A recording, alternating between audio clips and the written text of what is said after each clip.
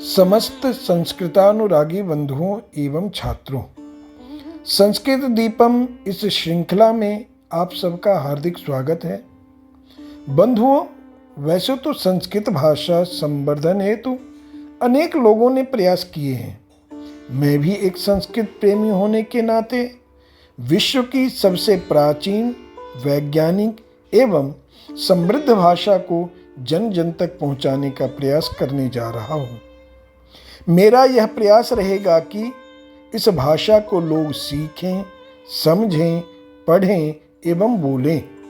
विशेष रूप से छात्र वर्ग इसका लाभ उठाएं। बंधुओं, आज हम सातों विभक्तियों में शब्द रूप का ज्ञान प्राप्त करेंगे। संज्ञा शब्द के अंत में स्वर या व्यंजन वर्ण रहता है। शब्द के अंत में जो भी वर्ण रहता है उस शब्द को उसी वर्ण के अंत वाला कहा जाता है। जैसे बालक शब्द के अंत में अस्वर है और यह पुरुष का बोध कराता है, इसलिए बालक शब्द को अकारांत पुल्लिंग शब्द कहते हैं। अब हम इस शब्द का सातों विभक्तियों में अर्थ सहित शब्द रूप जानेंगे। अकारांत पुल्लिंग बालक शब्द 3 वचन होते हैं, एक वचन, द्विवचन, बहुवचन। प्रथमा विभक्ति एक वचन में बालकः, इसका अर्थ है एक बालक ने। द्विवचन में बालकौ, इसका अर्थ है 2 बालकों ने। और बहुवचन में बालकाः बनता है और इसका अर्थ है बहुत बालकों ने। इसी तरह द्वितीया विभक्ति एक वचन में बालकम, इसका अर्थ है बालक को। द्विवचन में बालकौ, 2 बालकों को। और बहुवचन में बालकान, इसका अर्थ है सभी बालकों को। तृतीया विभक्ति एक वचन में बालकेन, इसका अर्थ है बालक से।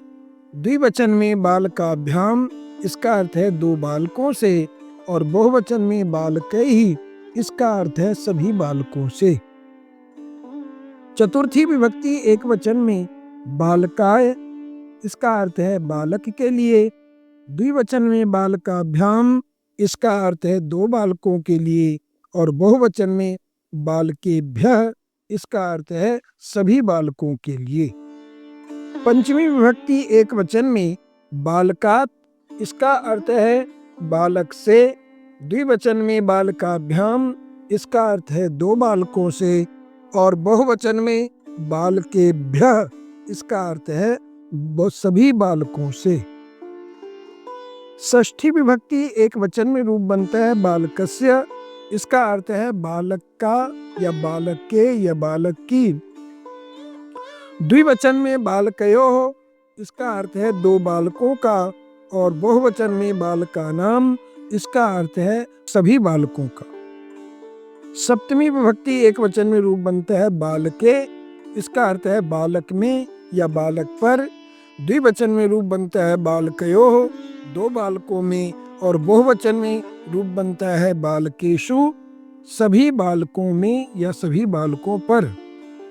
संबोधन एक वचन में हे बालक, इसका अर्थ होता है हे बालक। और द्विवचन में हे बालकौ, हे 2 बालकों। और बहुवचन में रूप बनता है हे बालकाः, इसका अर्थ होता है हे बालकों। इस तरह सभी संज्ञा शब्दों के अर्थ किए जाएंगे, चाहे वह पुल्लिंग शब्द संज्ञा शब्द हो, स्त्रीलिंग संज्ञा शब्द हो या नपुंसकलिंग संज्ञा शब्द हो। बंधुओं, जिस तरह हमने अकारांत पुल्लिंग बालक शब्द का सातों विभक्तियों में रूप बनाया है, उसी तरह सारे अकारांत पुल्लिंग शब्दों के रूप बनेंगे। जैसे नर, पुत्र, शिष्य, सूर्य, चंद्र, सिंह, मयूर आदि ये सारे अकारांत शब्द हैं और ये पुरुष का बोध कराते हैं, इसलिए इन सब का रूप बालक के समान चलेगा। कुछ वाक्यों से हम जानेंगे कि अकारांत पुल्लिंग शब्द रूपों का प्रयोग हमें कैसे करना चाहिए। उदाहरण है रामः गृहं गच्छति, यहाँ रामः में प्रथमा विभक्ति का हमने प्रयोग किया क्योंकि यह कर्ता है। शिक्षकः शिष्यान् कथयति, यहाँ पर शिष्यान् में हमने द्वितीय विभक्ति बहुवचन का प्रयोग किया क्योंकि यहाँ पर शिष्यों को कह रहा है। जनाः वाहनेन गृहं गच्छन्ति, वाहनेन में हमने तृतीया विभक्ति का प्रयोग किया है क्योंकि जिससे कार्य किया जाता है उसमें तृतीया विभक्ति का प्रयोग करते हैं।